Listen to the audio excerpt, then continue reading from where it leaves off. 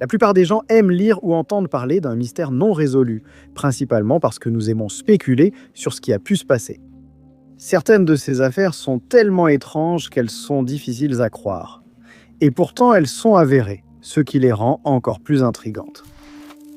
Numéro 10.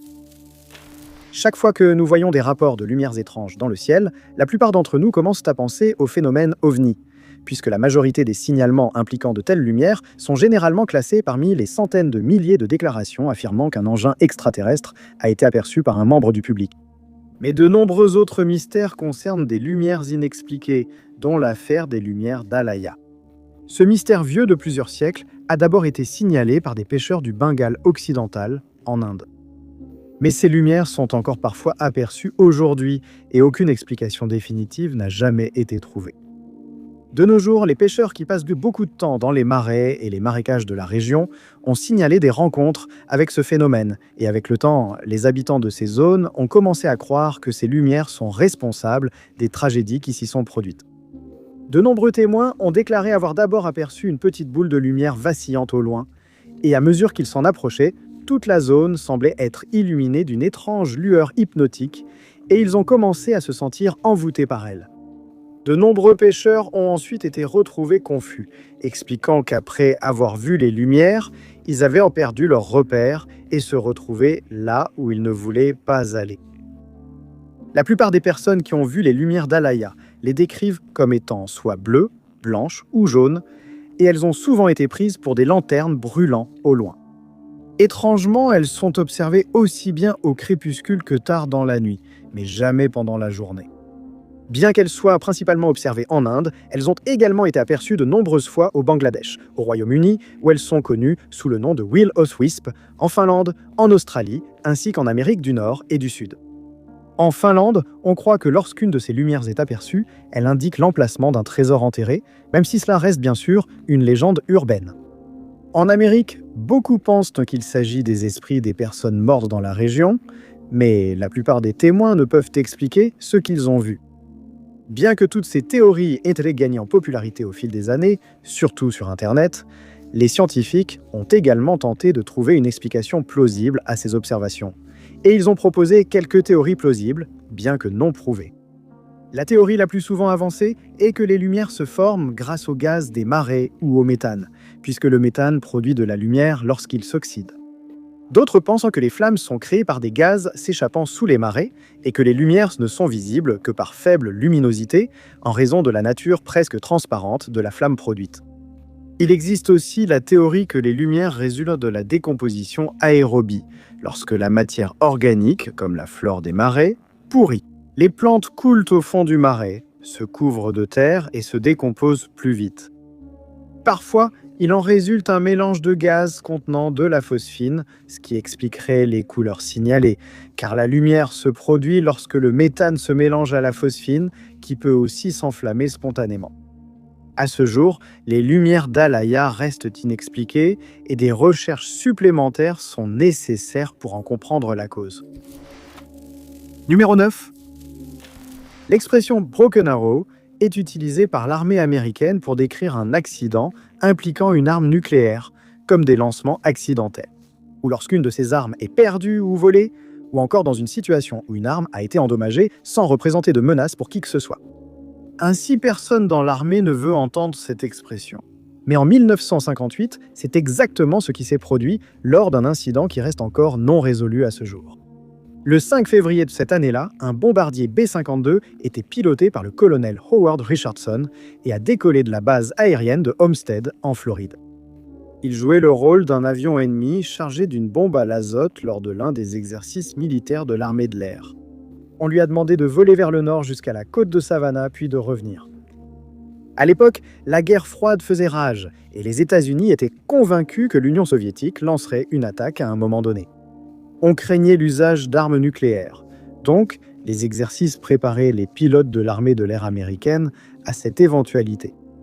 Richardson jouait le rôle d'un avion ennemi, tandis que le lieutenant Clarence Stewart pilotait un autre avion dans la zone et jouait le rôle d'un pilote intercepteur américain. Il a rattrapé Richardson, puis a commis une erreur qu'il a aussitôt regrettée. À un moment donné, il s'est approché trop près de l'avion de Richardson et il a heurté l'aile droite du B-52. Cela a presque complètement délogé l'un des moteurs de l'avion et a totalement détruit son réservoir de carburant. Richardson a aussitôt compris sa situation critique et malgré ses efforts, n'a pas pu reprendre le contrôle de l'avion. L'avion a immédiatement perdu 18 000 pieds d'altitude et après être tombé jusqu'à 20 000 pieds, Richardson a finalement réussi à reprendre le contrôle. Pendant ce temps, Stewart avait sauté de son avion avec son parachute et descendait en toute sécurité vers le sol. Richardson n'avait pas d'autre choix que de continuer à voler puisqu'il transportait une véritable bombe à hydrogène, 100 fois plus puissante que celle utilisée lors de l'attaque sur Hiroshima. Il a réussi à parcourir la majeure partie du trajet jusqu'à la base aérienne de Hunter à Savannah. Mais il ne pouvait pas être certain d'atterrir en toute sécurité. Il a donc décidé de se débarrasser de la bombe en la larguant hors de l'avion dans le Warsaw Sound, qui se trouve près de l'île de Tybee en Géorgie.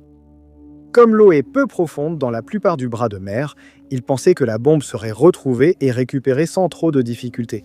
Mais il apprit plus tard que ce n'était pas le cas. Il est revenu sain et sauf à la base et la recherche a débuté aussitôt.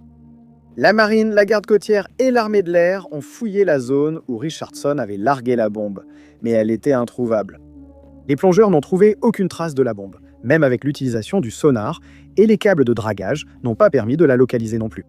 Les recherches ont duré 1 mois entier, mais de façon inexplicable, l'engin n'a jamais été retrouvé et il reste introuvable à ce jour. Numéro 8. Au fil de l'histoire, les archéologues ont trouvé des preuves que certaines civilisations anciennes avaient, d'une manière ou d'une autre, acquis des connaissances sur notre système solaire, considérées comme bien au-delà de ce qu'elles étaient censées comprendre. Certains pensent qu'Otas que Stonehenge, situé dans la plaine de Salisbury en Angleterre, en est un bon exemple, même si les experts ne savent toujours pas quel était le but de ces célèbres structures. La plupart des experts pensent que le site était en réalité utilisé lors de cultes aux ancêtres, de cérémonies funéraires ou de rituels spirituels, mais aucune réponse définitive n'a jamais été trouvée, ce qui est également le cas pour un autre site énigmatique appelé Nabti Playa. Le site a été découvert par un archéologue américain nommé Fred Windorf, alors que le gouvernement égyptien prévoyait un projet de barrage le long du Nil. La construction du barrage aurait entraîné l'inondation et la perte de nombreux sites importants comme Nabti Playa. L'UNESCO a donc décidé d'intervenir.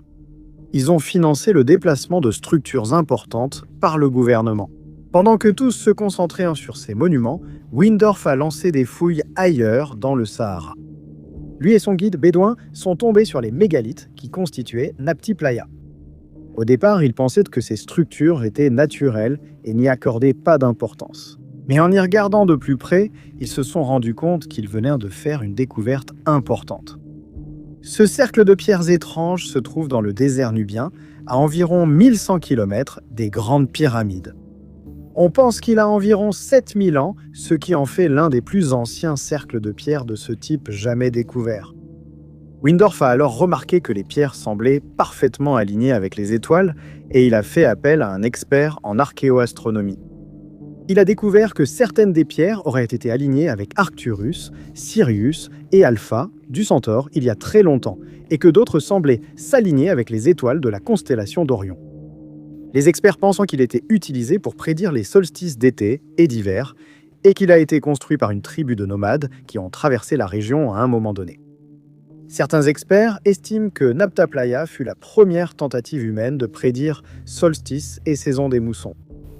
D'autres fouilles sur le site ont révélé que des chèvres et d'autres bovins y avaient été enterrés, et les archéologues ont également trouvé un énorme rocher sculpté en forme de vache. Certains experts pensent donc que les nomades ayant bâti Nabta Playa considéraient les vaches comme sacrées et les vénéraient possiblement. Pendant des millénaires, des gens ont probablement vécu ici jusqu'à ce que le désert s'assèche et les force à partir, abandonnant l'étrange monument redécouvert plus tard. Au début, ils ont peut-être essayé de rester sur le site en construisant des systèmes d'irrigation qui utilisaient au maximum l'eau disponible. Mais avec le temps, la région serait devenue aride et inhabitable, les obligeant à chercher un nouveau foyer. Le site a été identifié comme le premier site où l'on a trouvé des traces de sorgho. Les graines de la plante, découvertes dans des vestiges de huttes, auraient été échangées avec des voyageurs qui les ont ensuite introduites en Inde. Personne ne sait vraiment comment ces peuples nomades ont acquis la connaissance des étoiles qui est évidente à Nabti Playa. Et cela reste un mystère qui ne sera probablement jamais résolu. Numéro 7. Pendant la révolution qui a eu lieu en Russie en 1917, Alexandre Kérenski a réussi à prendre le pouvoir à Nicolas II, le dernier empereur et tsar de Russie de la célèbre famille Romanov. Dès que cela fut fait, Kérenski ordonna que le tsar, sa femme et leurs enfants soient liés ou à garder prisonniers au palais Alexandre, mais seulement après avoir tenté de les envoyer en Angleterre, où le roi George V refusa de les laisser entrer dans le pays. Kérenski n'eut pas d'autre choix que de les envoyer ailleurs et il choisit Tobolsk. Mais il s'assura que le tsar et sa famille seraient bien traités, car il leur permit de remplir un train entier de leurs affaires avant d'être exilés. La famille emporta avec ses affaires et provisions 3 bocaux en cristal remplis de bijoux et objets de valeur dissimulés des regards indiscrets. Ces bocaux contenaient des bijoux en diamant, pierres de précieuseté et or, d'une valeur considérable même aujourd'hui. À Tobolsk, la famille put vivre dans le palais du gouverneur et passer beaucoup de temps avec des moines et des nonnes. Mais bientôt, la révolution d'octobre a commencé et la famille a été forcée de déménager, rendant leur vie exponentiellement plus difficile. Le premier contingent envoyé à Yekaterinbourg a envoyé un message au tsar et à sa famille, les avertissant qu'ils allaient faire face à des conditions bien plus difficiles que celles auxquelles ils étaient habitués, même à Tobolsk. Par conséquent, ils ont décidé de cacher leurs objets de valeur et les bocaux ont été confiés aux religieuses et aux moines que la famille avait pris pour amis. Les Romanov se sont ensuite rendus à Yekaterinbourg où ils ont connu une fin tragique. Pendant ce temps, un moine a enterré les 3 bocaux confiés à lui et aux religieuses. Mais rapidement, les bolcheviks ont appris l'existence du trésor et envoyé des hommes à Tobolsk. Là-bas, le moine en question a été identifié et forcé de révéler l'emplacement du trésor, mais il a réussi à les convaincre qu'un seul bocal avait été enterré sous sa garde. Il a été déterré et confisqué, les 2 autres bocaux restant dans le sol. À ce jour, le trésor restant est considéré comme le gros lot en matière de chasse au trésor, et de nombreuses personnes ont essayé de retrouver les 2 bocaux restants, mais sans succès. Mais ce n'est pas la seule partie du trésor du tsar à avoir été perdue. Quand les soviétiques ont manqué d'argent, ils ont vendu des objets précieux des palais et églises à des collectionneurs occidentaux. Ces objets comprenaient les joyaux de la couronne du tsar, des œufs Fabergé extrêmement précieux, le sabre du tsar qui contenait plusieurs diamants, l'œuf du jubilé hollandais, considéré comme l'un des plus beaux jamais réalisés par Fabergé, et un diadème en forme de gerbe de blé qui est fait d'or, de platine, de saphir et de diamants. Le trésor perdu contient également une quantité massive d'or qui, selon les croyances, aurait fini sous le lac Baïkal lorsque le train qui le transportait a déraillé et a traversé la surface glacée du lac en la brisant pour ne plus jamais être revu. On estime que l'or à lui seul vaudrait aujourd'hui environ 50 milliards de dollars. Aujourd'hui. Et il est facile de comprendre pourquoi ce mystère continue de tourmenter les chasseurs de trésors qui n'ont jamais eu la chance de le trouver. Numéro 6. Les habitants d'Amherst, en Nouvelle-Écosse, au Canada, connaissent très bien l'affaire d'Esther Cox, qui, en 1878, a commencé à vivre des phénomènes étranges chez elle. Son histoire est devenue une sensation médiatique et a inspiré un festival organisé chaque octobre à Amherst. À l'époque, Esther avait 18 ans et un soir de cette année-là, elle et un homme appelé Bob McNeil décidèrent de passer du temps ensemble. Ils ont pris une calèche jusqu'au marais de Tantramar où la situation s'est aggravée. Selon la plupart des sources, McNeil avait à un moment donné décidé de voler Esther. D'autres sources affirment qu'il l'a attaquée, mais quoi qu'il en soit, il a fui Amherst le lendemain et n'est jamais revenu. Beaucoup pensent que ce traumatisme a déclenché les événements inexpliqués survenus dans la vie d'Esther. Une nuit, alors qu'Esther était seule dans sa chambre, une boîte pleine de tissus qu'elle gardait sous son lit a commencé à bouger toute seule. Elle est sortie de sous le lit puis a soudainement volé dans les airs sans raison. Bien sûr, elle a décidé de demander de l'aide.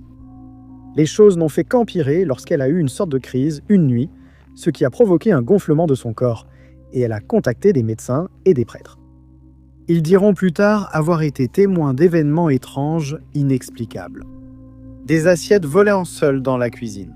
Les oreillers sur le lit d'Esther bougeaient et ils pouvaient entendre des bruits de coups venant du toit, de la cave et apparemment de l'intérieur des murs de la maison.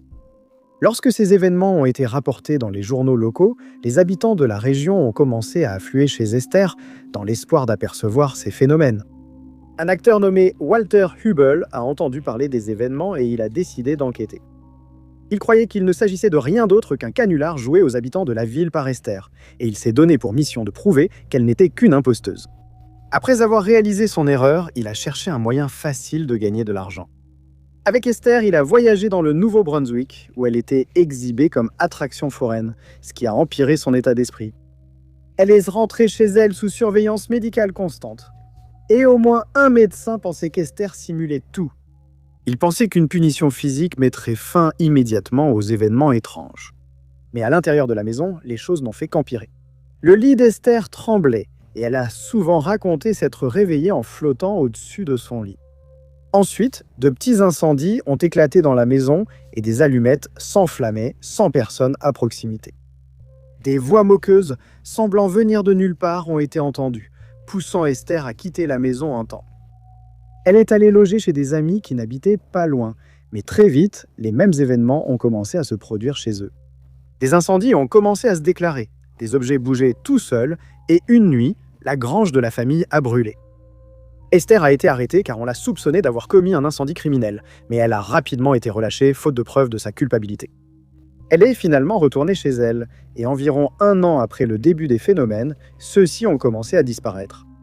À la fin de 1879, tout était redevenu normal après qu'Esther se soit remise d'une crise de diphtérie, et son cas n'a jamais été expliqué.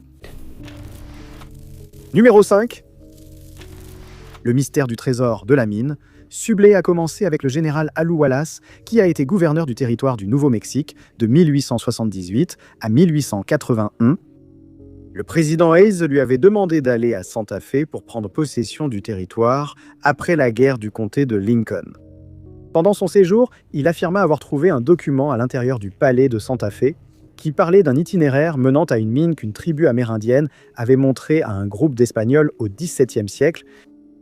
La mine était censée contenir une fortune en or, mais selon la légende locale, seuls les Espagnols savaient où elle se trouvait, et ils avaient tous perdu la vie lors d'un affrontement avec une tribu qui vivait dans la région. Bien que l'emplacement exact ne soit pas révélé dans le document, il indiquait que la mine pouvait être trouvée ailleurs dans les monts Guadalupe. Au cours des années 1900, de nombreuses bandes de personnes de la région ont commencé à chercher la mine, mais aucune n'a réussi. Le chef Apache, Geronimo, a confirmé l'existence de la mine, affirmant qu'il s'agissait probablement de la mine d'or la plus riche du monde occidental. Une famille ayant emménagé dans un ranch près des montagnes a rencontré un membre de la tribu Apache près d'un point d'eau. En les apercevant, il a sauté sur son cheval et s'est enfui. En enquêtant, la famille a trouvé une pépite d'or près du point d'eau. Cet incident a renforcé la rumeur sur la mine, poussant encore plus de gens à la chercher. Un homme qui s'était joint à la recherche était Ben Sublé. Après la mort de sa femme, il avait prospecté de nombreuses années dans l'Ouest, mais n'avait pas réussi à subvenir aux besoins de sa famille. Au début, il ne trouva rien dans les montagnes et finit par déménager à Odessa, au Texas. Là, il fut d'abord ridiculisé car il était toujours à la recherche de la mine, mais ensuite la chance lui sourit soudainement. Un soir, il revint en ville et annonça qu'il offrirait une tournée à tout le monde dans le bar du coin. Des témoins disent qu'à partir de ce jour, il avait toujours de l'or et dès qu'il en manquait, il disparaissait quelques jours en montagne pour revenir avec une nouvelle réserve. À chaque fois, il avait sur lui pour environ 1000 $ d'or, ce qui représentait une petite fortune à l'époque. La plupart des gens devaient travailler pendant 3 ans entiers pour gagner autant, mais Sublé gagnait cette somme en quelques jours. À plusieurs reprises, des gens ont essayé de le suivre jusqu'à son endroit secret, mais il parvenait toujours à semer ses poursuivants pour réapparaître en ville quelques jours plus tard. Il avait été suggéré que, lors de ses voyages les plus longs, qui duraient 1 mois ou 2, il cherchait de l'or, puis enterrait son trésor quelque part près de la ville. Quand il manquait d'argent, il visitait la cachette, puis retournait à la mine quand ses réserves s'épuisaient pour en reprendre. Une fois, un banquier a payé un homme pour suivre Sublé afin de voir où il cachait son or, mais l'homme est revenu en disant qu'il n'avait pas réussi à le suivre. Sublé est décédé en 1892, emportant avec lui le secret de l'emplacement de la mine, et à ce jour, elle n'a jamais été retrouvée. Numéro 4. Il est frappant de voir combien d'histoires de maisons hantées débutent par une famille croyant emménager dans la maison de ses rêves. Et l'étrange cas d'Ed et Mary Woods ne fait certainement pas exception. Le couple a emménagé dans une nouvelle maison sur la 37e rue à Vancouver en décembre 1994 avec leurs 2 filles. Au début, ils ont apprécié la maison, mais environ 7 mois après leur arrivée, le cauchemar a commencé. Mary a été la première à remarquer les choses étranges dans la maison. Elle a dit à Ed avoir entendu une boîte à musique jouer la nuit et en enquêtant, avoir suivi le son jusqu'à son bureau. Mais quand elle est entrée, la musique s'est soudainement arrêtée et elle n'a pas pu trouver la boîte. Elle entendait souvent la même chanson, sans jamais en trouver la source. Un jour, alors qu'Ed était dans son bureau porte fermée, il remarqua que quelqu'un jouait avec la poignée. Pensant qu'une de ses filles lui faisait une blague, il a voulu lui jouer un tour.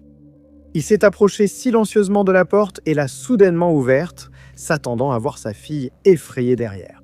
Quand la porte s'est ouverte, personne n'était là. Il a aussitôt vérifié chaque chambre et vu que Mary et les 2 filles dormaient profondément. Convaincus qu'il existait une explication rationnelle, lui et Mary ont consulté un sismologue qui a confirmé l'absence d'activité sismique cette nuit-là. Ils sont restés sans explication, mais ce n'était que le début des problèmes de la famille. Une nuit, Mary a été terrifiée lorsqu'elle a vu la silhouette d'une femme en chemise de nuit, avec un foulard autour de la tête, debout dans la maison, apparemment sans savoir où elle se trouvait. Elle a fait des recherches et a découvert que cette femme avait vécu dans la maison des années plus tôt avant de mourir d'un cancer. Il a ensuite été établi que les 2 filles de la femme partageaient autrefois la chambre d'Edward et Mary. Ils pensaient que la femme veillait sur elle lorsqu'elle a été vue. Mary a ensuite été contactée par une amie de l'ancienne occupante, qui a ajouté qu'elle et Mary se ressemblaient comme 2 gouttes d'eau. Elle a pensé que c'est pourquoi l'esprit de la femme était attiré par elle et ses 2 filles. Peu après cette apparition, Edward en a eu une aussi. Il a raconté à Mary qu'une nuit, en entrant dans le salon, il a été surpris d'y trouver un homme.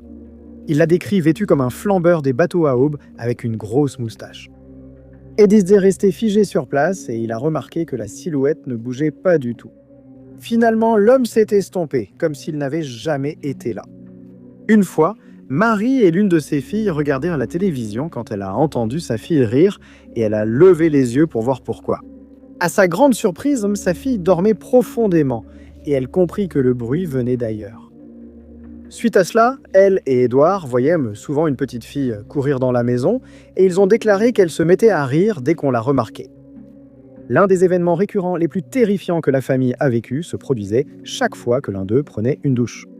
Une main invisible les touchait ou tentait de les enlacer, cela arriva aussi à son fils lors d'une visite.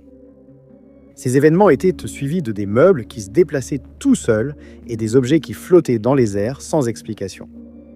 Un expert en paranormal a enquêté sur la propriété et a conclu qu'il n'y avait aucune explication naturelle à ces événements et ils n'ont jamais été expliqués.